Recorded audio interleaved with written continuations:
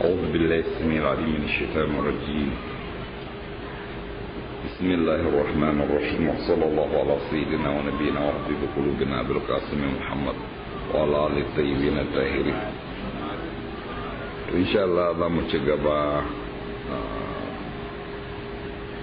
سورة النحل آية 45. أفأمن الذين مكروا السيئات أن يخسف الله بهم الأرض. أفأمن الذين مكروا السيئات أن يخسف الله بهم الأرض أو يأتيهم العذاب من حيث لا يشعرون. waɗannan da suke kulla munanan abubuwa, wato suke makaru kenan da wannan annabi sallallahu alaihi wa sallam akan su kashe shi lokacin da suka ga da a wannan tasa ta hankali da basira sai shiga take don sun ce kaza a kawo a ce masu kaza da hujjoji,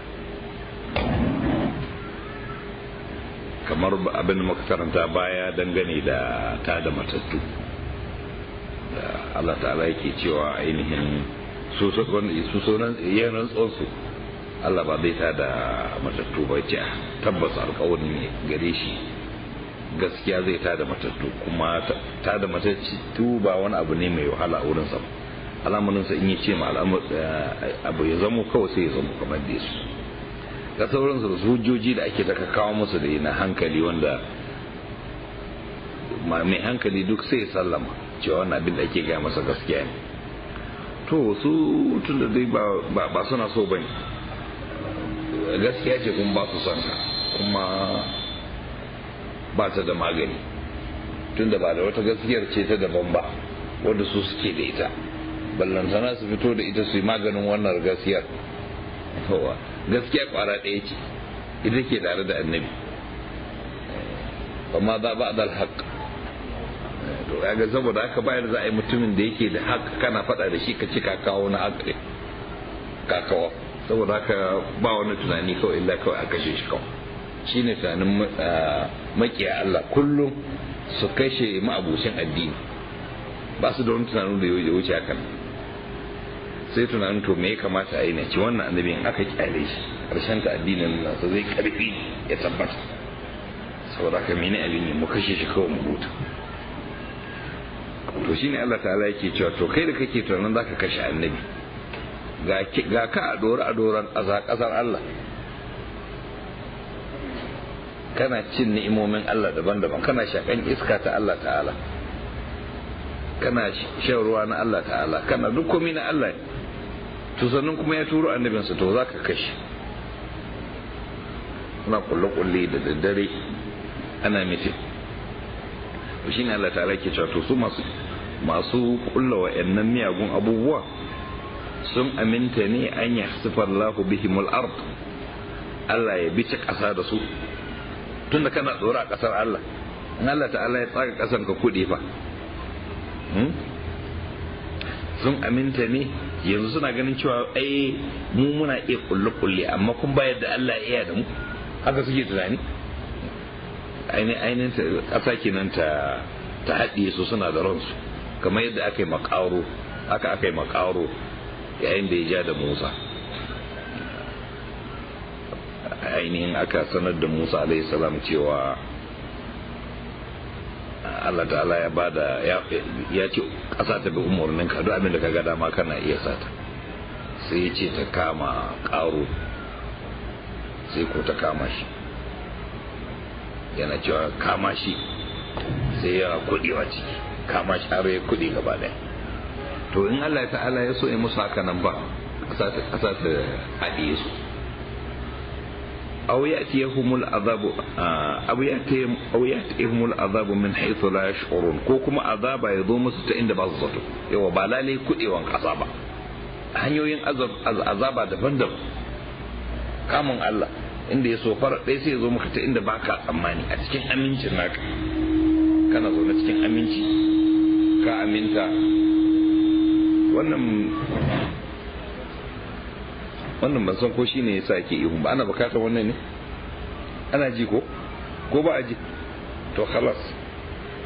Wato ta inda ba su tsammani, su suna tsammanin kila shi annabi in zai ma iya yin masu wani abu shine tattara runduna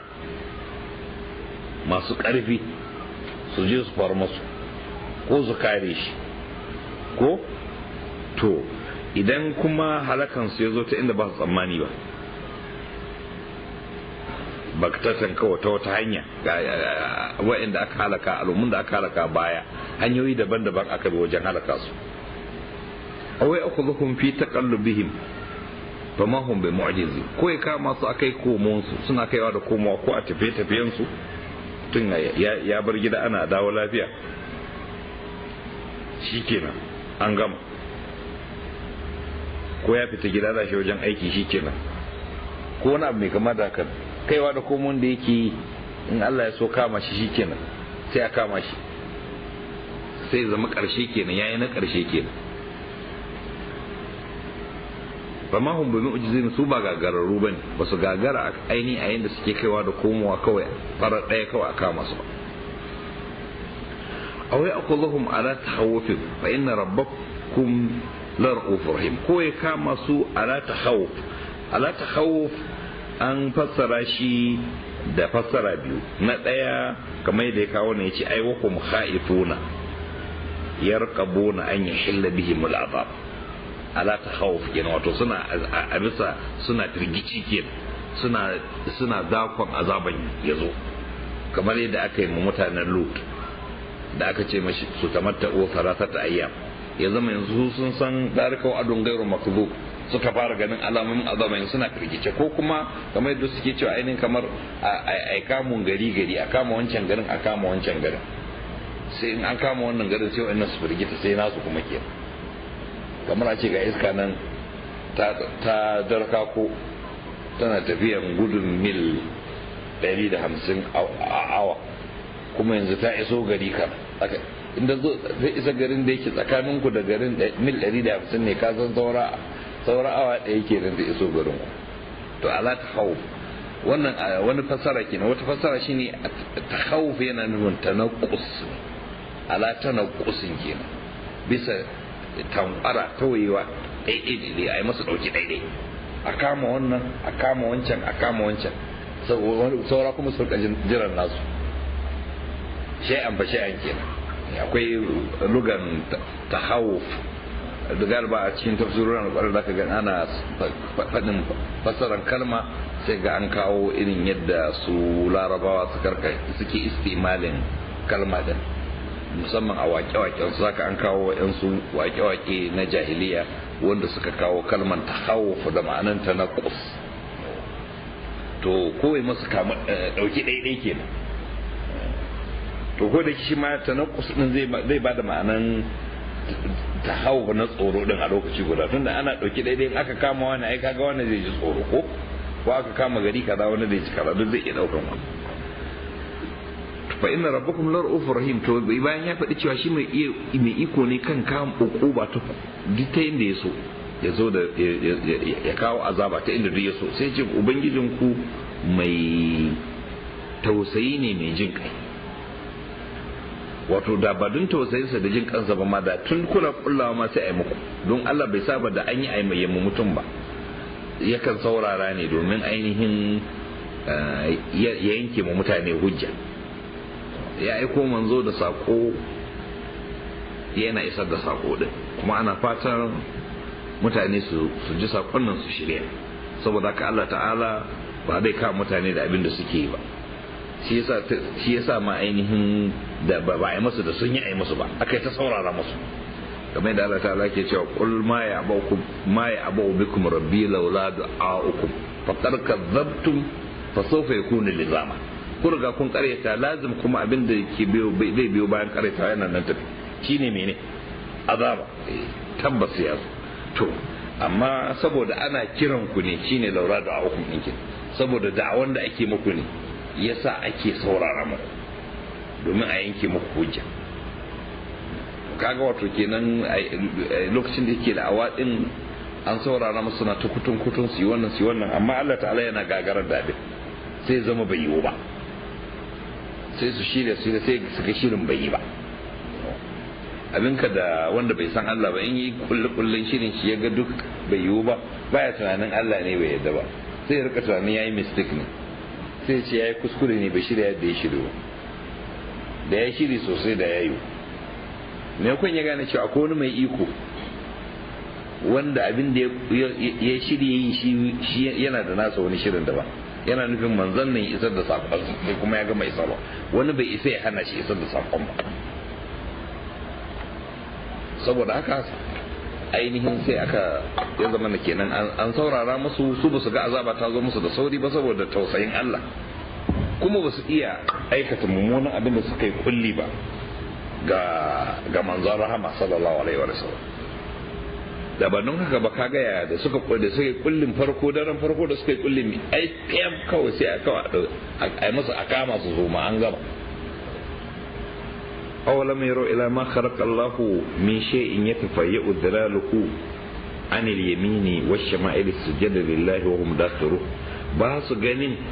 abinda ya ba su tsokaci ya zuwa abinda Allah ya halitta na komi ma da ka sani, komi ne cikin halittan Allah ne,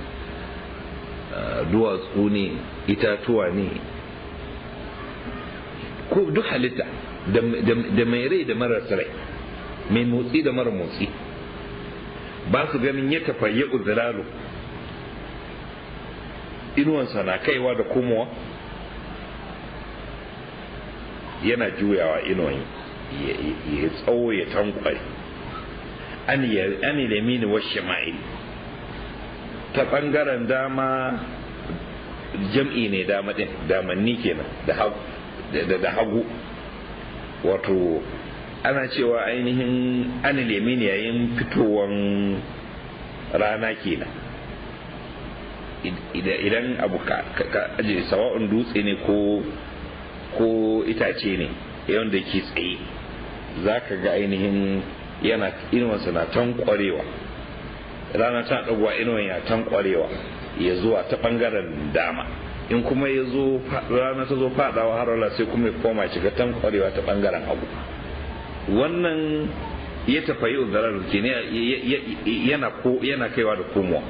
Da kalman fai yana da ma'anoni da yawan gaske da larabci, shi kansa inuwa ma ana iya kiran shi fai,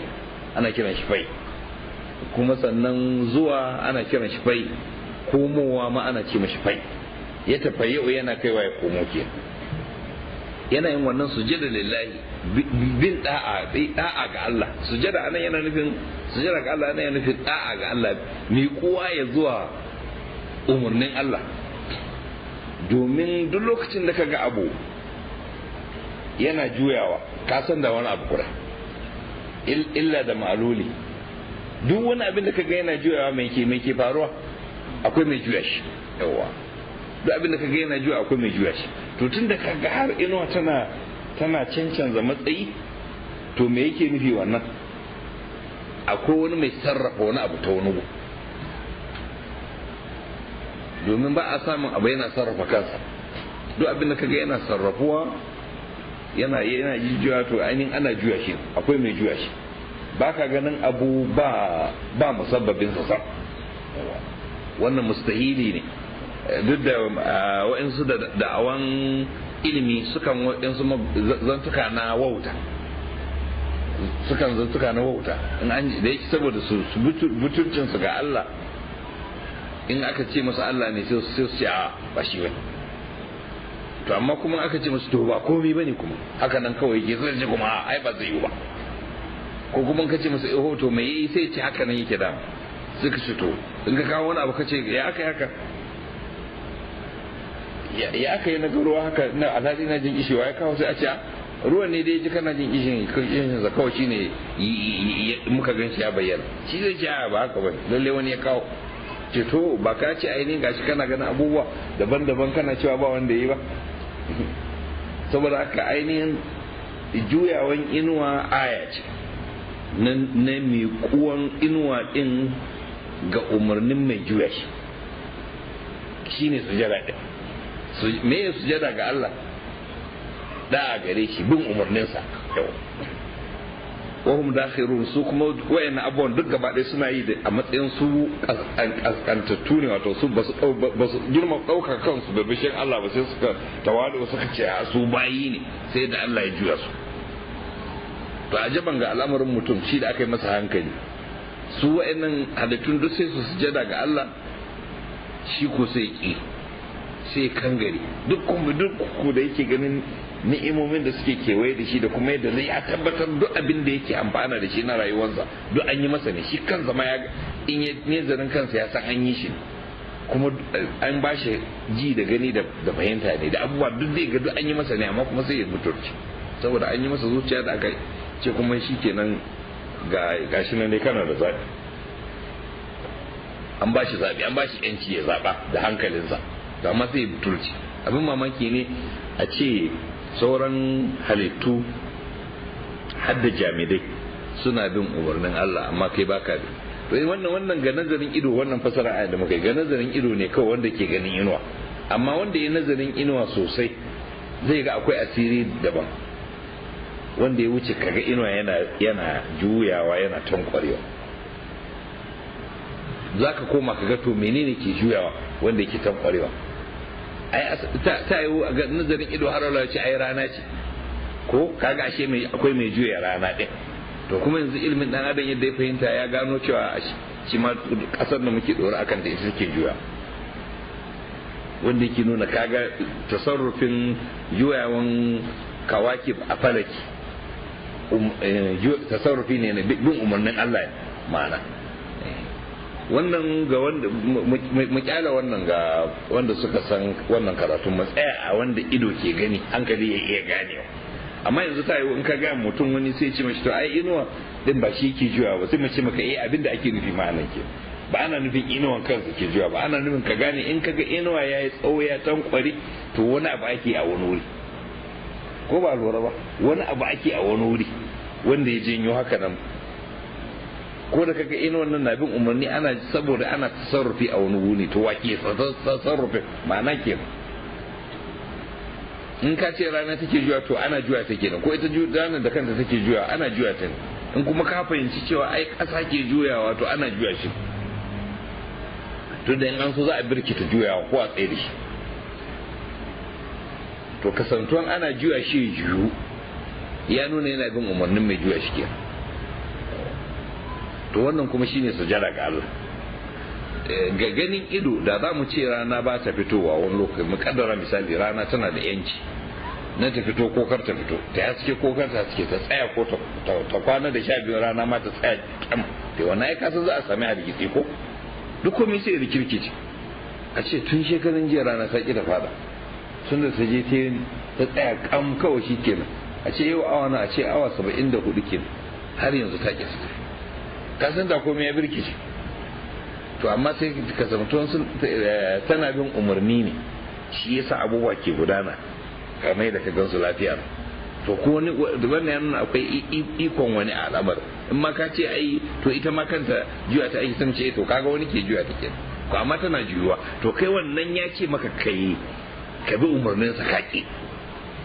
Mukaddara sauran halittu da su ma za su sami yancin su ga dama su ki, da rayuwa za ta yi. Kaga kamar yadda su aka sa su a tabarki suke bi abin da ya kamata kai ne aula da kai wannan tunda kana da hankali. don Allah ta'ala ke cewa to ba ma khalaqa Allah min shay'in yatafarraqu dhalalu ba ma zal ba to walillahi yasjudu ma fis samawati wa ma fil ardi min dabbatin wal mala'ikatu wa hum la yastakbirun. To ma ga Allah ne duk abin da ke samai da ƙasa, kaga wannan an ce duk abin da an hada da mai hankali da marasa hankali, min dabbatin na abin da ke rarrafe, domin abin da ke rarrafe muke ce ma'ana wanda ke takawa ya motsa da hankalinsa, kamar dangin dabbobi ke ne zaka bawo shi ke ce dabbobi dabba, amma da za a ce mutum dabba ba zai yadda ba, amma lalle a bisa gaskiya shi ma yana cikin jiblansu, saboda shi ma kalman dabba daga rarrafe ne, wato ma'ana takawa da tafiya, ko da kafa biyu ko da hudu ko ma da kafa nawa ne, tunda akwai wasu kwari din suna da kafafuwan da yawan gaske. to duk dai duk abin da ke motsi ke tafiya shine dabba. Mai rai ake nufi, banda mota da keke da babur ba su a cikin dawa. Dabba shine mai rai wanda ke motsi. Wal mala'ikatu da mala'iku su ma suna sujada ga Allah.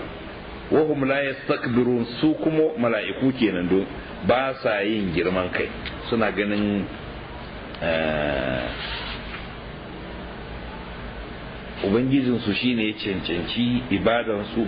da shine ya cancanci su bi umarninsa, kuma sun miƙe zuwa ga umarni gare shi. Ba mala'iki ko ɗaya da yake girman kai yake jin cewa shi ya fi ƙarfin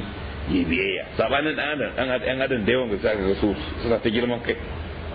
Sannan shi halittar mala'ika ya fi kuma na mutum ban al'ajabi da yadda shi sifansa yake da yake shi yana da ikon da ɗan adam baya da shi, yana iya keta sama ya tafi cikin gajeren lokaci. A cikin tafiyan shekara 1000 sai ya yi a sa'a daya, ba kuma ya hau jirgin sama wani kaga sai tsana ya yi jirgin sama yana tafiya mai nisa cikin gajeren lokaci. To mala'ika shi nan da nan sai ya tafi wannan tafiya cikin kimtawan ido ba tare da ya hau wani abin hawa ba. To kaga in ma da wanda zai girman kai kila shi ne zai ce to ai shi yana da iko fiye da kai, shi wani kaza ne.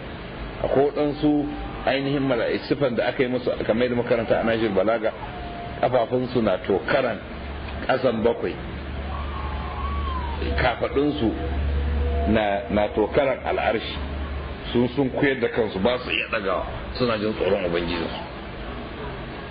To kaga kai ballantana kai in aka gan kamar wanda ɗan ƙaramin ƙwaro, amma kai dan adam sai ga shi yana da girman kai. To su mala'iku ba su mala'ikun nan ya khafuna rabbahum min fawqihim wa yaf'aluna ma yu'marun,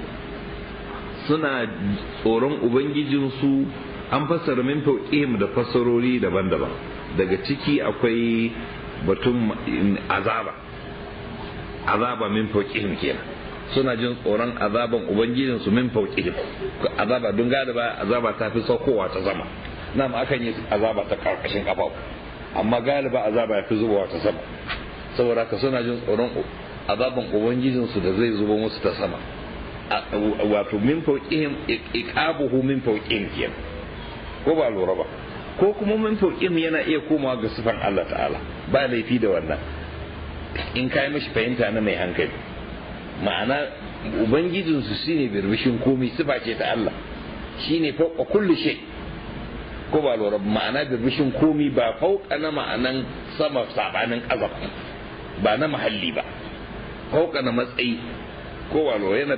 wanda suna tsoron ubangijin su wanda shine birbishin komi a daraja. Su wa yaf'aluna ma yu'marun, suna aikata abin da ka umarce su.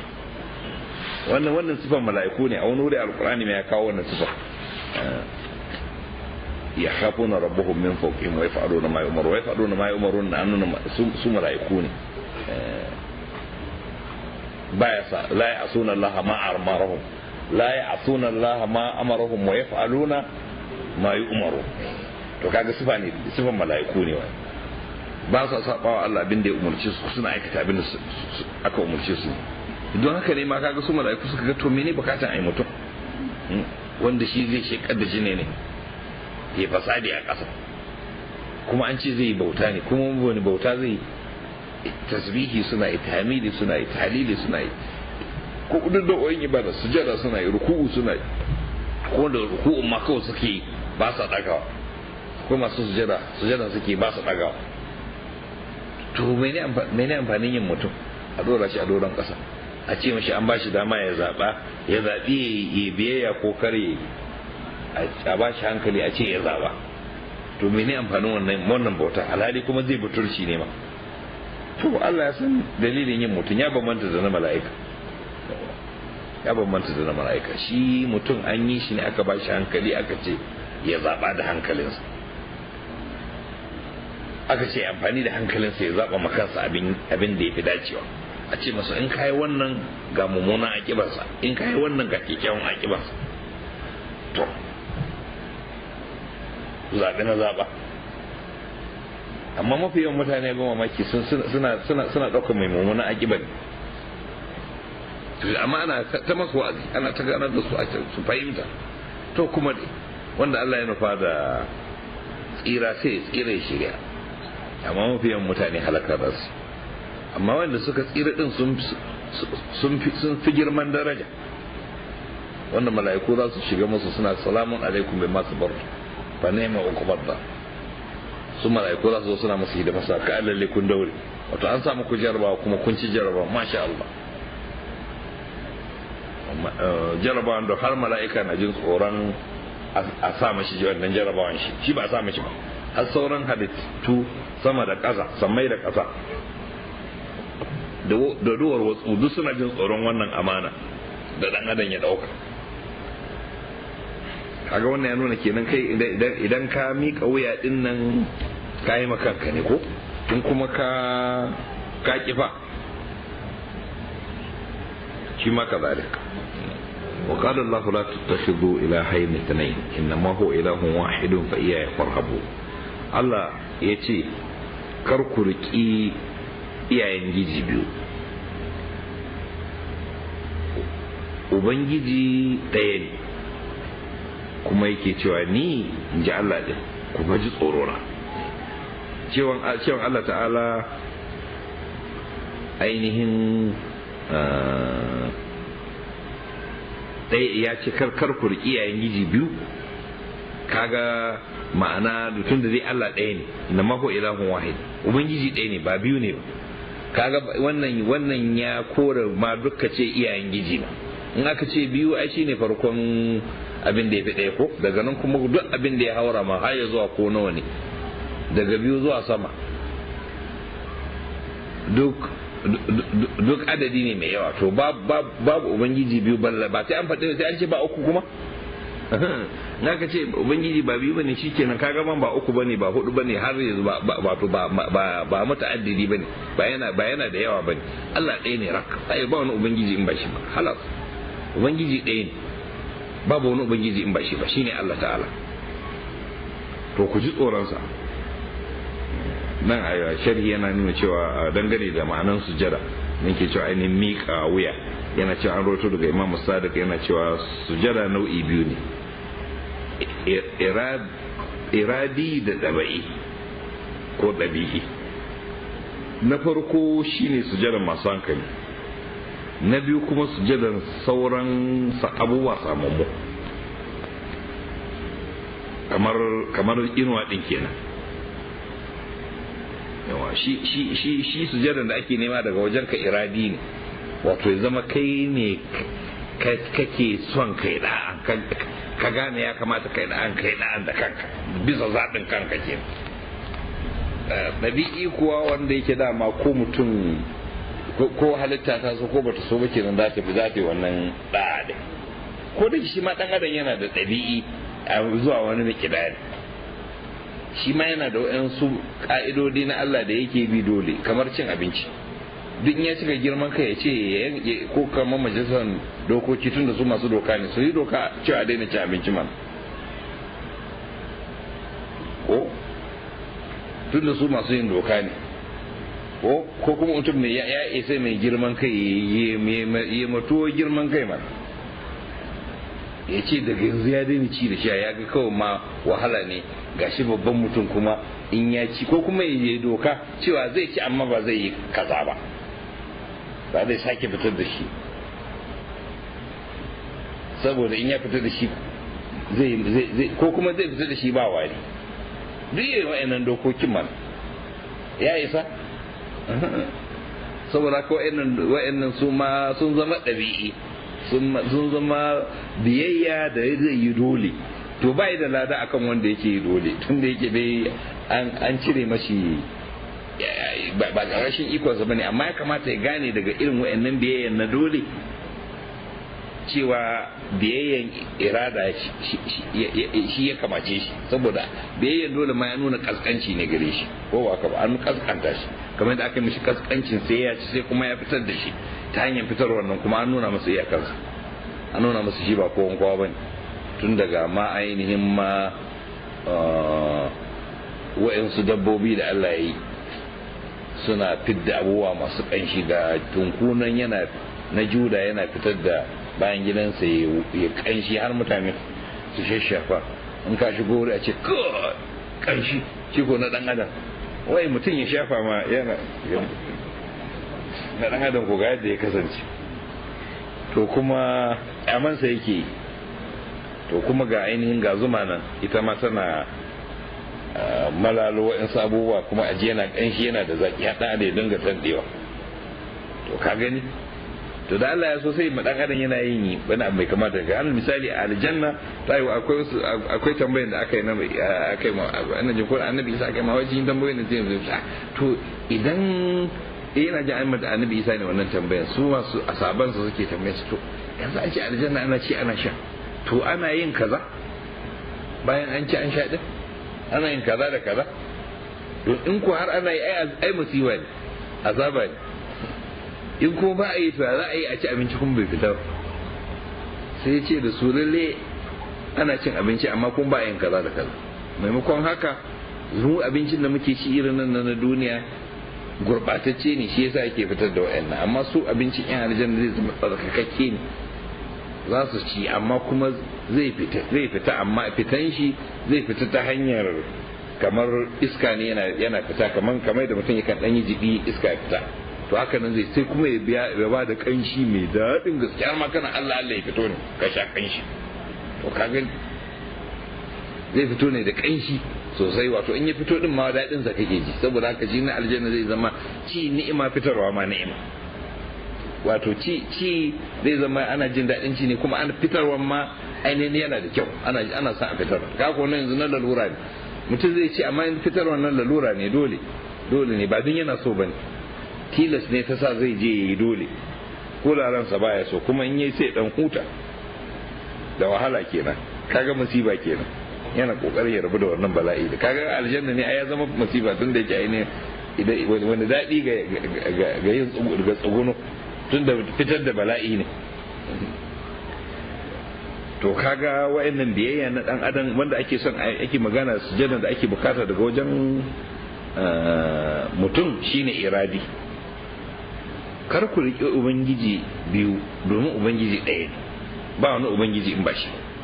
Ku ji tsoronsa. walahu ma fi samawati wal ardi walahu ad-din wasifa amma ghayra Allah tattaqu. Abin da ke sammai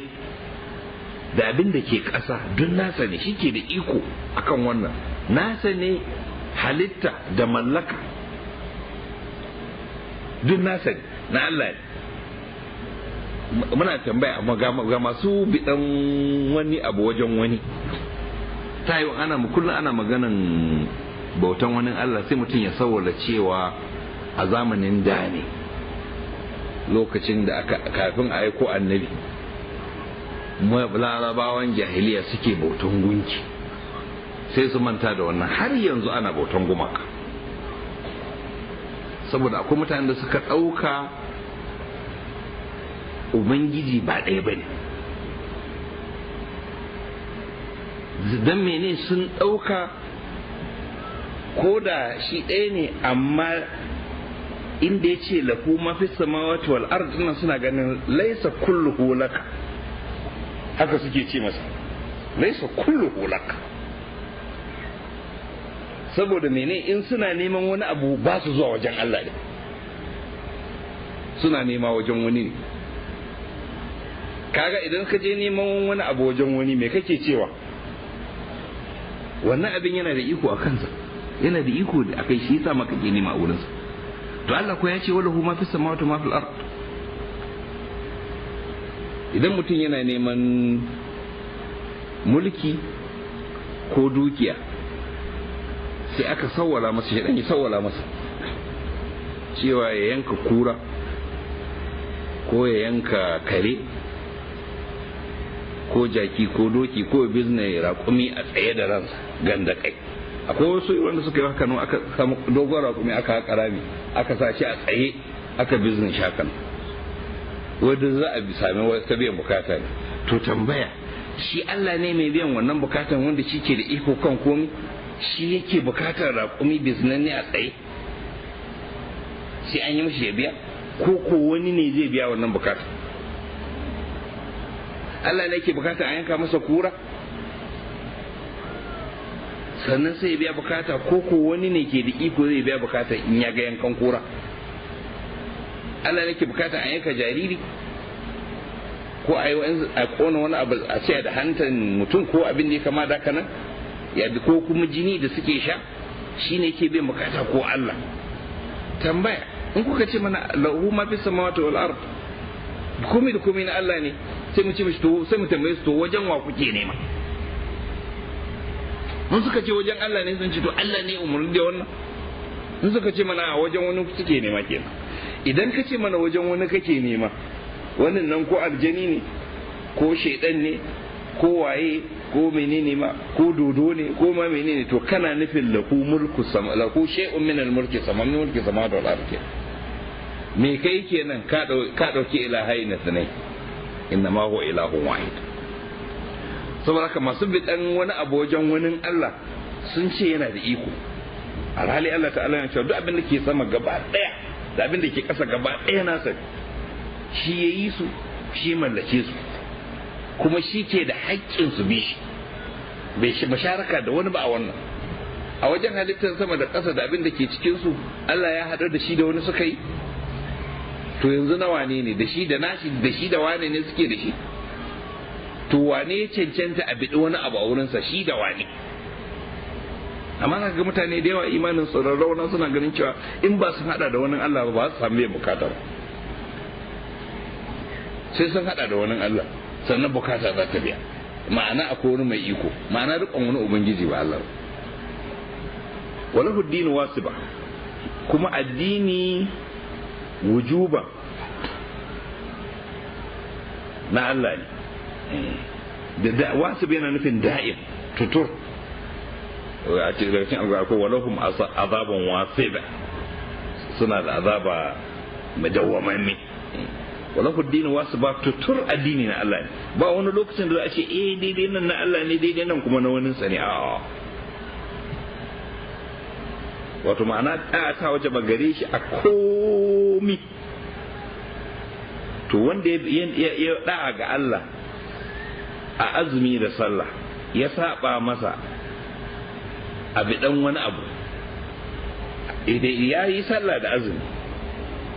amma da ya zo bidan wani abu sai koma wajen wani ya yanke ko ya abin nan, to me yayi? Ya ce addini tutur ba na Allah bane. Addinin Allah sallah da azumi.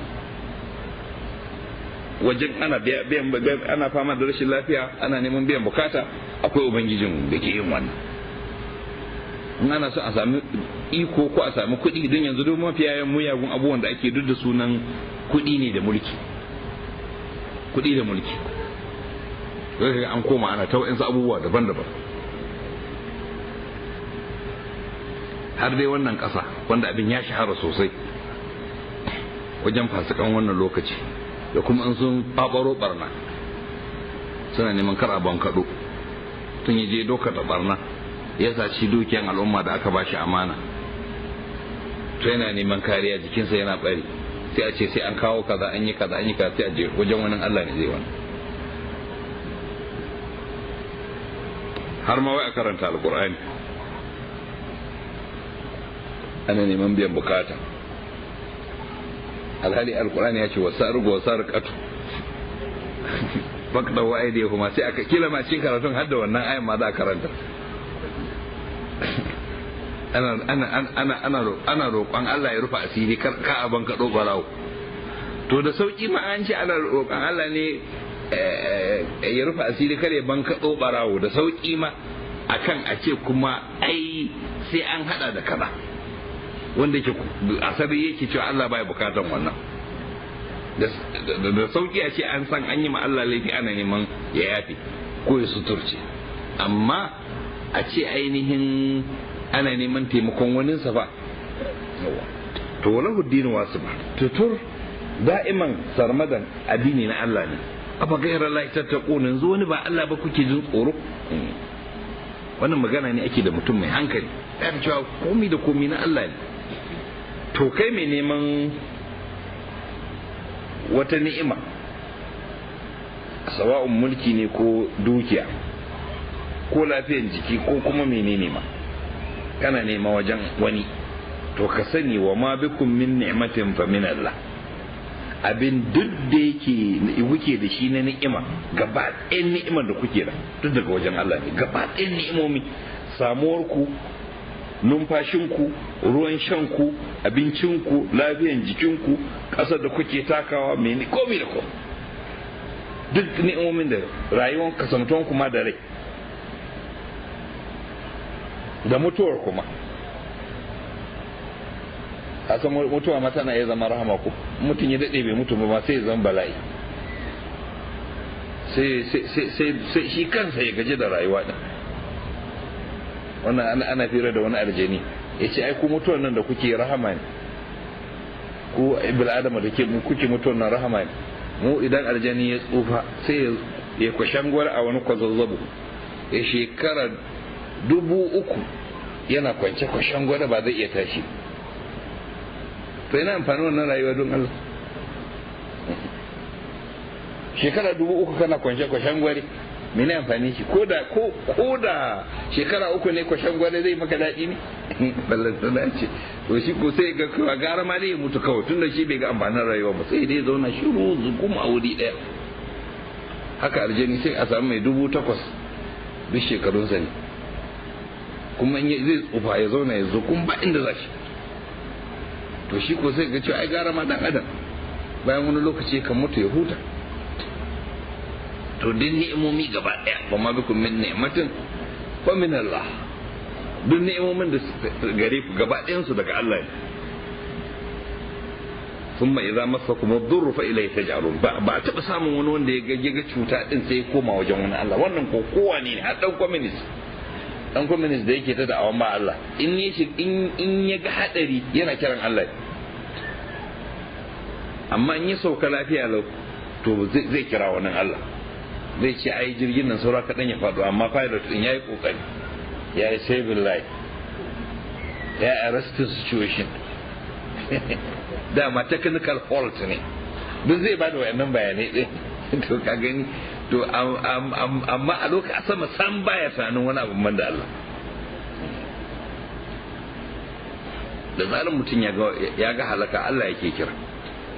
saboda a lokacin ya san ba wanda zai kwace shi ba Allah din. ka tabbatan ya san Allah din ke, ya san Allah ke da ikon komai. amma butulci dabi'arsa ne in ya ga yana zaune kamar yana tsawaka cikin aminci. don haka Allah ta'ala ke cewa to su masu Allah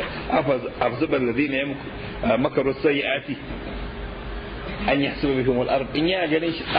a doron kasa to Allah bai da iko ne kan ya nutsar da shi a kasa din.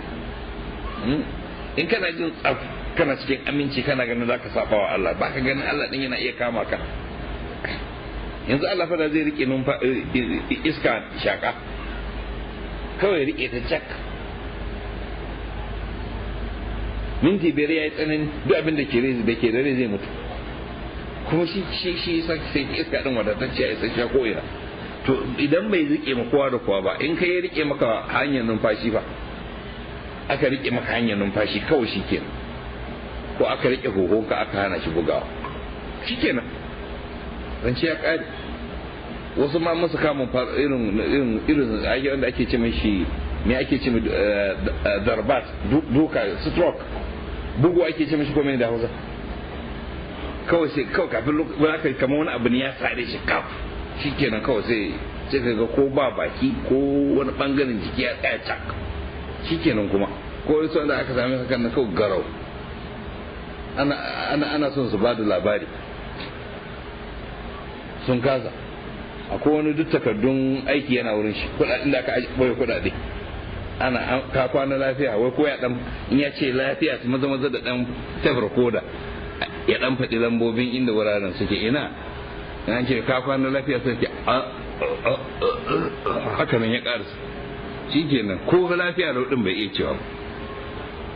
ya kuma ya dade haka nan har ya mace. mutane da kamo irin wannan farar dai ko an gama. to ko da irin wannan mutum ya ji tsoro man, a daidai wannan lokacin kuma zaka ga mutane sun manta da wani abu, suna tunanin Allah kawai zai kwace shi. in ka tambaye shi a je a kawo maka za shi ya san ba abin da zai fita da shi in ba Allah. ya manta komai. Kaga tabbatan ya san da Allah kenan, butulci ne. Tunda thumma idza masakum ad-durru fa ilayhi taj'arun, Allah ya san wannan. Idan ainihin cuta ta samu mutum baya tuna wani, yana ganin halaka baya tuna wani. Nan yace mai shariki je wa hadha makanul garaba, wannan mahalli ne wato mai ban mamaki. Abu ne mai ban mamaki wannan, na cewa talji'una ila Allahi mudarrin wa tabta'iduna min ta'atihi mukhtarin. Kuna komawa zuwa ga Allah ala dole, kuma in kuna da zaɓi bisa zaɓin kanku sai ku yi nisa da Allah. In lokacin da kuna da lafiya aka ce to yanzu ku zaɓa don ƙashin kanku ku bi Allah da sai ku ki, amma in ya zama dole sai ku koma ma Allah ne. Kaga wannan abin da ban mamaki ko? Ai tun da ainihin ya zama dole, in ka ga cikin ka shiga mawacin ka ga halaka ka san Allah kawai zai tsamar da kai. To yanzu in kana cikin zaman lafiya kamata ya yi adi da hankalinka da wayanka ka ga cewa kuma ba mafita sai Allah din. Amma duk lokacin da mutum ya ga yana cikin aminci sai koma wajen wani Allah. In ya ga kuma yana cikin alama halaka ta zo sai koma ga Allah. Tabbatan ya san da Allah ke. Kaga da ban mamaki. To abin da ake nema gare ka yadda kake komawa ga Allah in ka ga halaka, to in kana zaune cikin aminci kasancewa wajen Allah in ya so zai iya kama ka koma gare shi. Kar ka aminta da makarudin Allah, ya kyale ka da lafiya da yalwan arziki da kaza da kaza ka rudu da wannan. Aiwa kamun sananan tafi ran da zai kama ka din farar da an gam. To balanta kuma kai tunanin cewa ai ba ma da ma rayuwar duniya ce kawai, ka tuna fa ana gwada ka ne a doron kasar nan, za ka koma ga Allah la mahalata, kuma za a yi maka hisabin abin da kake aikata. To ka ji tsoron Allah ma da hankalinka da komi, shi ne za ka cancance bai hankalinka da komi ka zaɓi abin da ya fi dacewa ka yi shi. Yawa wannan ya nuna ka aiki da hankalinka kenan, ka abin da ya cancanci a yaba maka. Duk na dole nan fa da kake baka cancance ruwa ko ka cancance ruwa, ai kaga dole ne. Wanda kuka yi mukhtarin shine kuke da lada ba wanda kuka yi mudarrin ba. Thumma idza kashafa ad-darra ankum idza fariqun minkum bi rabbihim yushrikun, sannan in ya yaye maku wannan cuta daga gare ku sai kaga wasu daga cikin ku suna gwama Allah da waninsa, sai su koma ga shukura da wani Allah. Wato lokacin da ake magi aka ga halaka sai a kira Allah, sai idan ya yaye sai kuma a yaba ma wani, sai kuma koma gidan jiya shikenan. Wannan ɗabi'an ɗan adam sai na dana, don haka ne ma Allah ta ce idza fariqum minkum, don akwai wasu fariq in suka ga halakan suka koma ga Allah, in Allah ya yi wannan halaka din aka tsamar da su to ba su sake komawa kuma. Sai dai wannan sukan karanta, mafi yawan mutane in dai suka ga sun tsira shi kenan, irin abin da aka yi ma Fir'auna kenan da ya ga halaka. Da duk girman kan Fir'auna wanda ya ce ma Musa la in tahasda ilahan gairi la aj'alannaka min al-masjuni, ya ce da mutanansa am ana khairun am hadha alladhi huwa mahinun wala yakadu yubin ولولا ألقي عليه أسورة من ذهب أو جاءه معه الملائكة مقترنين أليس لي ملك مصر وهذه الأنهار تجري من تحتي بغير أن أنت أوانيك تجي يقوم شيء موسى وما رب العالمين يجوا متى فادي إن رسولكم الذي أرسل إليكم لمجنون كاي ترون هي أبن دي duk ya ta abubuwa yi wannan aka nuna masa ayoyi daban-daban duk ya ce ba haka bai. Musa ce kai kasan daga ubangijin ta da kai ne sarai, ya ce kai dai ina ganin sihiri ne kai da ya ce kai kuma ina ganin kai tababbe ne. Amma duk girman kan Fir'auna din nan da ya garwa ya haɗe ya ga yanzu tafiya kenan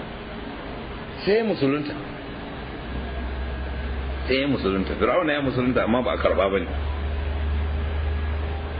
saboda ba lokacin karban musulunci kenan ba. Amma da Fir'auna ya kubuta daga ruwa din nan kuna tsammanin zai saduda wai an yi mashi ayi daban-daban wannan an masa an zo kamun karshe ne sai ga shi kenan an gama. To kaga duk girman kan fir'auna sai da ya saduda ran. To irin wannan saduda na dole shi ake so kai kana da hankali ba sai idan ka rasa nayi sai kawai kai wannan kuma in ka gan kana cikin aminci ka koma in kana zaune a doron kasa din ka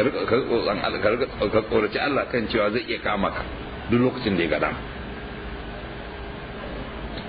kowane lokaci farar ɗaya na iya maka kamu an gaba. Fa iya ya farhabo amma gairar Allah tattaqun. To a lokacin da kake cikin aminci ka ji tsoron Allah. Da yakfuru bima atainahum suna yin wannan ne wato in an yaye musu musiba su koma su gode ma wani su ba ma Allah da wani li yakfuru bima atainahum li yakfuru bima atainahum don su kafirce da abin da muka ba su wato na ni'imomi bayan mun tsamar da su din maimakon in suka komo suka ga suna cikin aminci su yi shukura ya zuwa ga Allah ta'ala to kuma sai su gwama Allah da wani kila ma su godewa wani su ce wani ne ya yi kokari ce da ba don wani ya kawo mana dauki ba da ba don kaza ba sun sai su koma su manta da Allah. To Allah ta'ala ke cewa to wannan irin butulci irin naku nan butulci ne ma'anan kufur anan la yakfuru bima atainahum domin su butulci da abinda muka ba su ni'imomi da ana ce ma butulci haka nan kufurun ni'ma kenan nan yana cewa ainihin almuradu bil kufr huna kufurun ni'ma wa juhudiha wallamu fi liyakfuru lil aqiba wato sun yi wannan liyakfuru aqiba ba sun da can an suna cikin halaka an tsamar da su ba sun kira Allah ba to da ya tsamar da su sai kuma ya zama aqiban wannan liyakfuru sai zama kuma ainihin ma'ana anna Allah an'ama alaihim bil kathir fa kanat aqibatul husna kufran la shukra zama maimakon su muƙabalan ni'ima da shukura sai su muƙabalci ni'ima da kufur shine butulci. To Allah ta ce fata matta'u fa sawfa ta'lam to shikenan ku rayu ku ji daɗi da gajeren zamani kenan yawa da abinda Allah ya ni'imta muku kuma yanzu shikenan ya tsama lokacin ko halaka kun kira shi ya tsamar da ku yanzu kun ce wani ne za ku gode wa bashi ba to shikenan ku zauna cikin ni'imar tasa ku ta gode ma wani sa din har ya zuwa wani lokaci za a yi wannan ai gajeren lokaci ne karewan ajalin ku fa sawfa ta'lamu za ku sani ka san wannan narko ne ko ma'ana za ku san mummunan akiban butulcin ku kenan ma gobe kiyama an kuka koma ga Allah za ku ga akiban irin wannan mummunan abin da kuka yi kuma za ku yi nadaman da ba zai taɓa yankewa ba har abada ku ta bakin cikin da kun sani da kun yi shukura ga Allah ta'ala da kun yi muƙabalci wannan ni'ima da ya muku da godiya maimakon butulci. wa yaj'aluna lima la ya'lamuna nasiban mimma razaqnahum tallahi la tus'aluna amma kuntum tabtarun kuma suna sanya rabo ga wanda ba su sani ba su ba shi rabo na abin da muka azurta su da shi wato kenan wannan ya gabata irin wannan bayanin a suratul an'am cewa sukan ce waɗannan dabbobi na mazanmu ne hasatan banda mata ba wanda zai ci daga cikin su sai wanda muka so wannan kuma dabbobin ba a hawan bayan su wayannan dabbobin ba mai shan nonon sai kaza wannan ga sauran su wannan ya gabata a suratul an'am suka sa ma su sunan naki daban da wasu su ce mishi hamu su zuwa su ce sa'iba wai su ce mal ga sunan dabbobi ya zama akwai rabo wani na da rabo ba Allah ba ya zama sun ce wannan kasan wani ne a cikin arzikin da Allah ya ba su na noma da na kiwo kila ma har da na tijara ɗinsu kila in sun sami riba mai yawa sai sun kaddamar da godiya ya zuwa ga iyayen giji don mutum ya dawo da riba mai yawa ko da ainihin shi ne je fatoci ko an je masa sai a ce to ai sai a je a godiya ga iyayen giji da suka sa albarka a wannan tijara to sai a je a yi a gode musu a kaddamar musu da qurbani ki da wani a ce wannan to wannan duk abin da muka samu a wannan tijara albarkacin ka ne ya kai wannan hubal ko wani abin da ya kama da haka nan sai a kawo yan su dabbobi ma a yanka masa a dan sai wa'yansu abubuwa a watsa masa da sauransu kuma ya zama yana da kaso a cikin abin da Allah ya zauta musu da shi na kayan tijara ko noma ko kiwo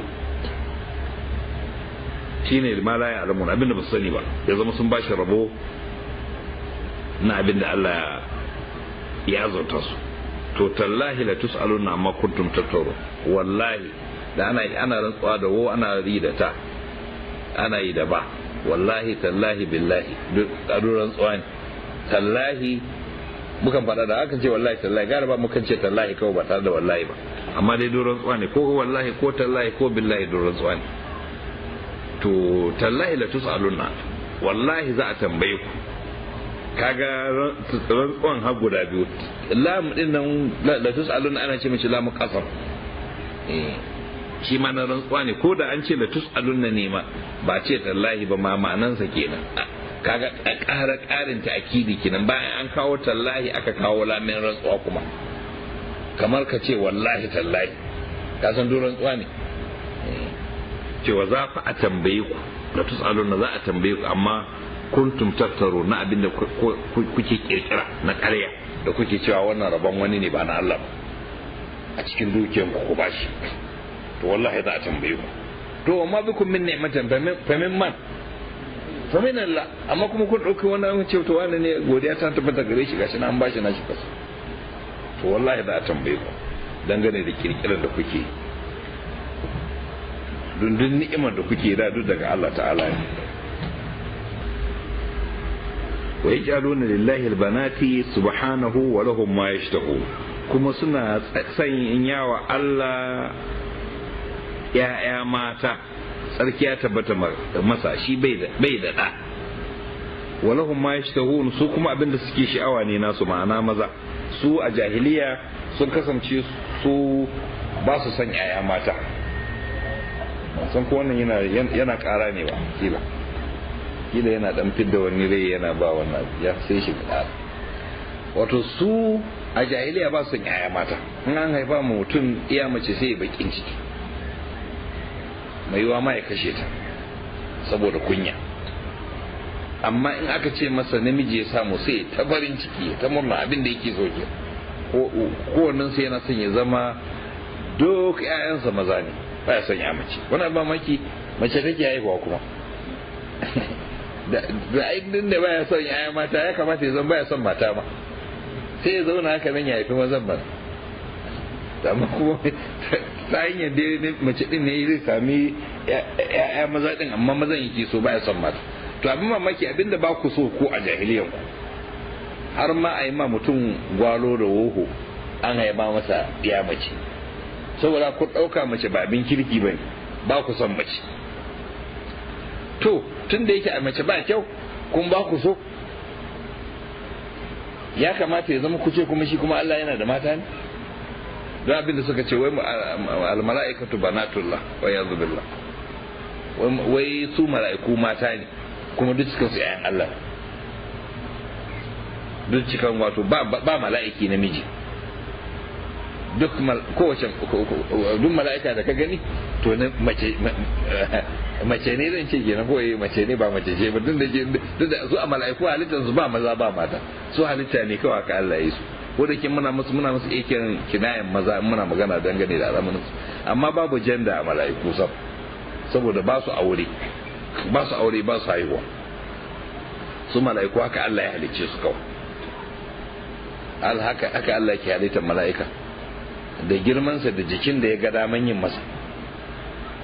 kuma ya bashi aikin da ya bashi da cikakken hankalinsa nan take ba ana masa tarbiya ne yana yaron mala'ika ya ta girma ana kuwa masa mala'ikanci har ya girma ya iya hakan nan ne za a yi shi da girmansa da hankalinsa a sa shi aikin da aka ga dama yi saboda haka ba mace ba namiji a cikin su to waye ga ma su larabawa cewa su mala'iku mata ne, waye ga musu kuma an haife wani kuma abin takeici ma dai da maganganun nasu wasu suna cewa su ma an haife Allah ne ya haife su wai ya aure aljana wa iyaz billah dirkane dai iri kuma wai aljana ya aura wai kuma sai ta haife su. to don mala'iku ko suna da yawa, adadin su ya nunka na bil adam nunnunkawa. akalla kowane mutum ɗaya yana tare da mala'iku biyu akalla, kuma za ka ga amma a surar da yawa ba za ka an ce mutum ya karanta kaza Allah zai wakilta mala'iku 30 su kare shi a tafi kaiwa da komowarsa. mutum ya karanta kaza za a wakilta mala'iku kaza su rika rubuta yin istighfari ana rubuta masa lada, wanda za ka ga shi kaga mala'iku a san adadin su kawai musamman in mutum yi wani aikin alkhairi sai a yi mala'iku su ta yin wani aikin alkhairi ana rubuta masa lada har ya zuwa ranar kiyama. kaga ba wanda ya san adadin mala'iku sai sun nunnunka bil adama da yawa. to ya za a yi duk a haife su kuma duk wata mata ta haife su wai ta kuma aljana, kuma aljani bai kai mala'iki ba a daraja. sai aka yi ya za a yi gana wanda da ko to ya ga musu nima haka kawai shaci baɗi suka ce to ma in za ka yi shaci baɗin ne ai ya kamata ka shato ka faɗa abu mai kyau ko tunda kun san ku ba ku son mace to Allah mahalicin ku sai ku ce shi yana da mata din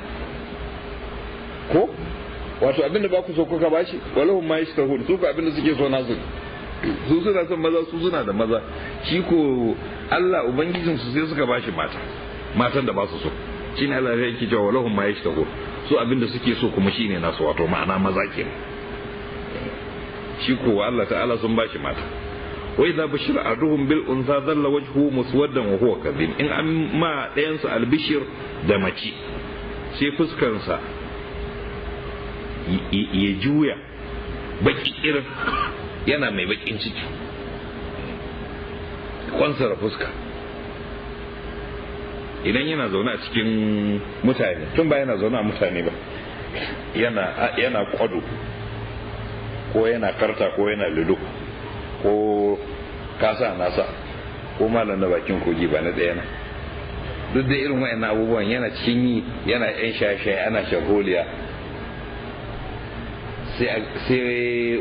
dan albishi da garzayo yana zaune cikin abokan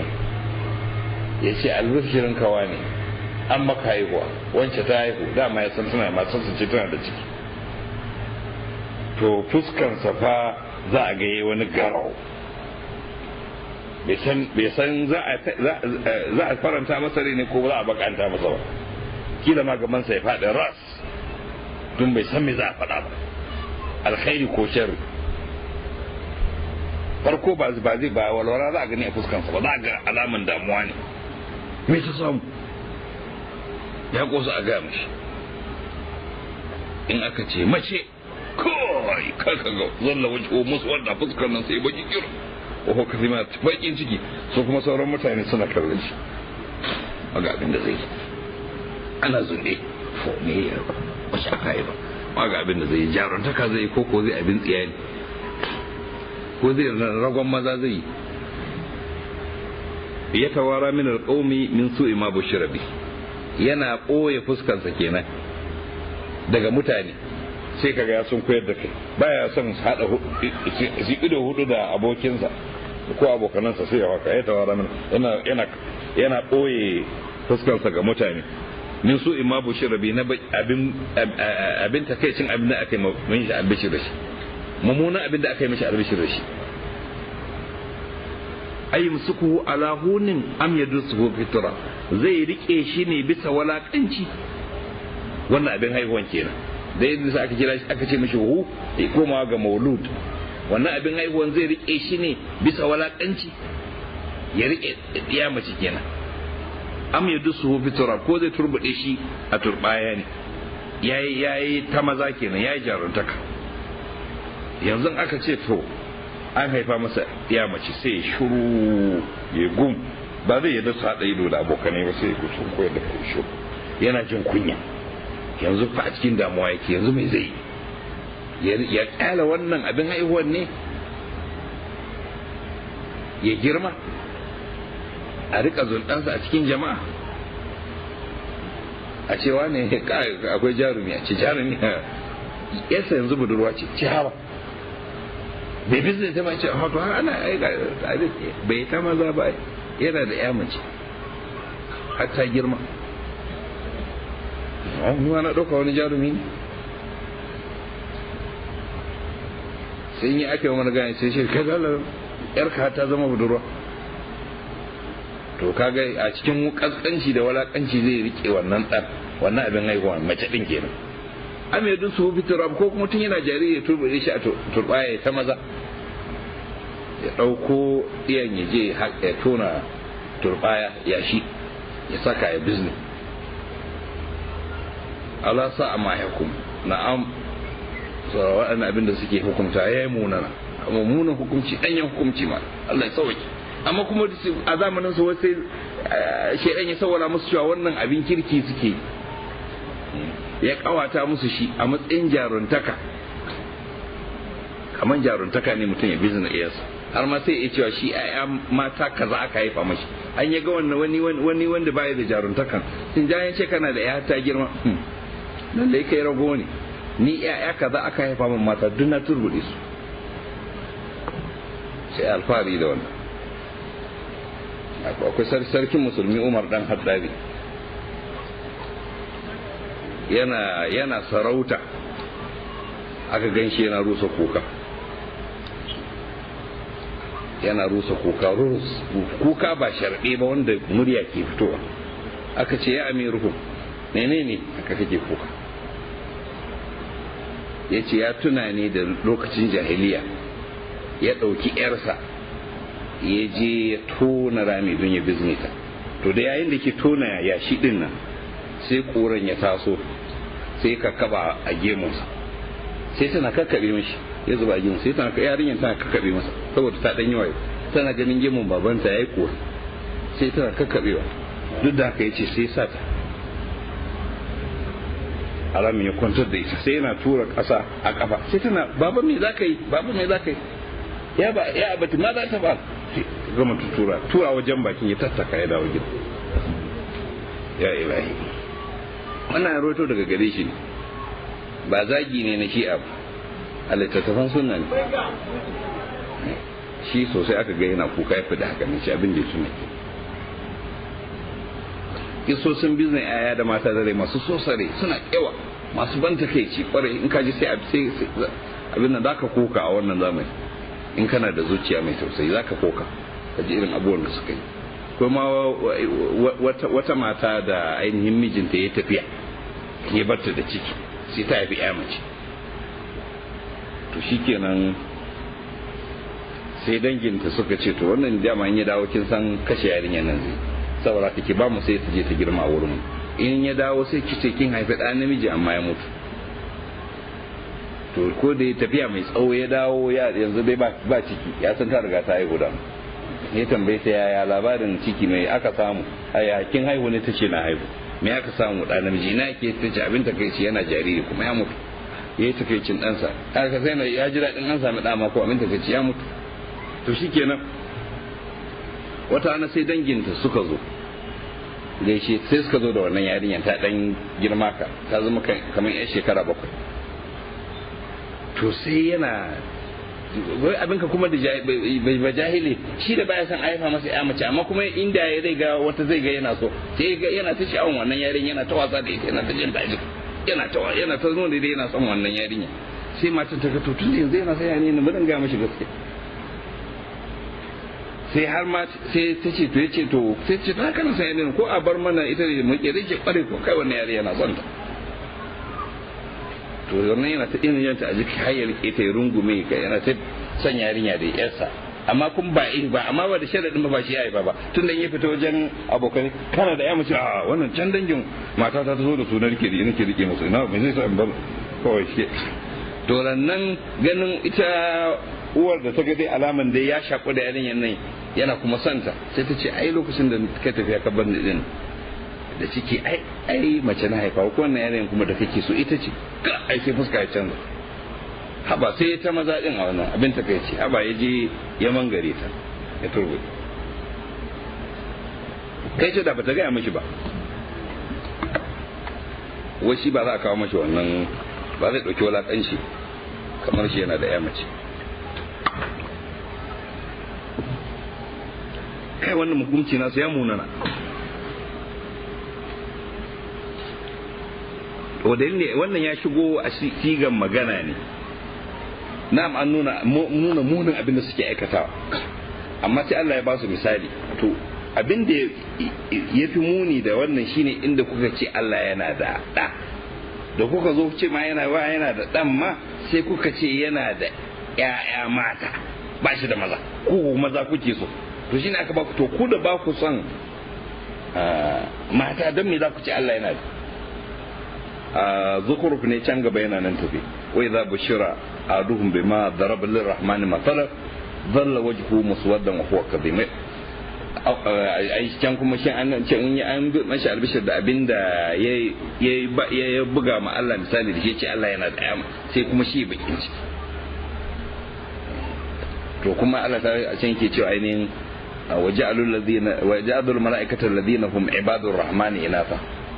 ashhadu halqahum satuktabu shahadatuhum wa yasal. Suka ce kuma ainihin suka sanya mala'ikun da suke bayan Allah ne, a wani kira'a a warshi ibadur rahman ne, saboda ai warshi digo ya janyo waja'alul mala'ikata alladhina hum ibadur rahman, ko kuma indar rahman kai a warshi indar rahman, a wani kira'a ibadur rahman. To mala'ikun da suke na Allah ko kuma bayan Allah duk ɗaya ne, ba bambanci a ma'ana. Suka sa su mata, to sun yi shaidan halittarsu ne. Me yasa zaka ce mala'ika namiji ne ko mace? Kana da shaida ne? Shi mala'ika ba namiji ba mace a cikin, saboda ba haihuwa yake. Ka san ana son mace da namiji ta jinsi ne a haihu. In ka ga mutum in ka ga ana mutum mace da namiji, akwai uwa da uba ke. To su mala'iku ba su da wannan, su ba haihuwansu ake, halittarsu kawai Allah yake. To sun ga lokacin da aka halarci mala'iku ne sai suka gane cewa ai mata aka yi su, ba wanda sun fayyanka ne kawai suka faɗa. Sai ta kutubu shahadatu mu yusalo, za a rubuta shaidan da suke bara nazar, kuma a tambaye su gobe kiyama. Ka san ko a wannan tambayan ka san abin da yake nufi, za su ga ukuba sakamakon kiran ƙarya da suka yi wa Allah ta'ala. Wato ba ana nufin mace ba ta da daraja bane, abin da ake nufi shine su a jahiliya sun dauka mace ba ta da daraja. To tunda sun dauka mace ba ta da daraja, ya kamata su jingina ma Allah abin da bai da daraja. Ya kamata in ma za su jingina masa ne su jingina masa mai daraja ko sosai yawa. To sai suka jingina masa abin da suke ganin baya da daraja. To sai kuma Allah ta'ala ya nuna to wannan amma abin da su kuke na nuna mace ba ta da daraja ina mummunan abu. للذين لا يؤمنون بالآخرة مثل السوء ولله المثل الأعلى وهو العزيز الحكيم. ga wanda ba su imani da lahira suke da mummunan misali, mummunan sifa kenan, ma'anan misali ke su suke da mummunan sifa. Allah kuwa shi ke da madaukakin sifa. Wato idan kana sifata sifa daga mafi kaskanci zuwa mafi kamala, to siffofin da ya fi kowanne kaskanci tambaya nawa ne lillazina la yu'minuna bil akhirati, na kafirai ne. kun ga Allah ta'ala cewa ya halicci mutum ala ahsani taqwim thumma radadnahu asfara safili. In mutum ya kafirce to ya fi komai lalacewa, har dabba ta bi shi. Dabban nan ko alade ne ko kare, duk sun fi suna da sun bi shi, sun abin nan kafiri ya fi su mummunan kama. To lillazina la yu'minuna bil akhirati mathalu saw, su ne ke da mummunan kama, mummunan sifa. Wato in kana siffata sifa kace ga sifofi daraja ne, to darajan adana da yafi kowanne shine na kafirai. Sannan kuma kafiran ma wani yafi wani muni, sannan mumine kuma wani ya fi wani darajar mumine.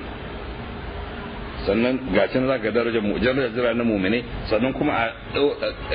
a kan darajar mumine kuma akwai wasu mumine da suke da tsororon darajar mumine din. Sannan akwai mala'iku masu ma Allah ya masu waɗansu darajoji irin nasu. Sannan kuma masarul a'ala wanda na kamala ba ta waya. wanda aka ce shi kamili ne akwai baka jingina masa komai na tawaya shine Allah ta'ala. Wato daga cikin sifofin Allah tasbihi da muke cewa ma'anan subhanallah muna cewa tsarki ya tabbatar ma Allah, ma'ana na kore ma Allah duk wata sifa da bata dace da shi, daga ciki har da mutuwa da rashin sani da rashin da ajizanci da kaza da sauransu, duk abin da bai dace a dingina ma Allah ba duk na kore masa, ma'anan subhanallah ke na ce Allah shine Allah kamar yadda yake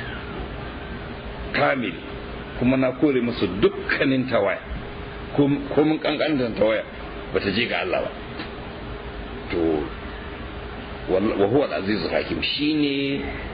mai iko kan komi kuma gwani wanda yake dora abin komi nasa bisa hikima. Ka san mai wanda yake cikakken iko,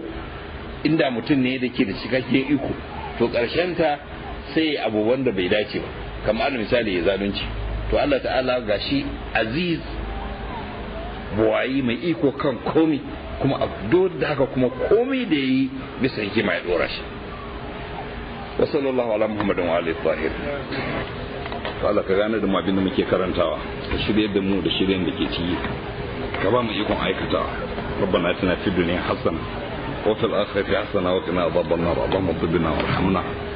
واصل احبات بيننا والف بين قلوبنا وهدنا سبل السلام ونجنا من الظلمات الى النور وجنن الفواحش ما ظهر منها وما بطن وبارك لنا في اسماعنا وابصارنا وقلوبنا وازواجنا وذرياتنا انك انت التواب الرحيم. سبحان ربك رب العزه عما يصفون.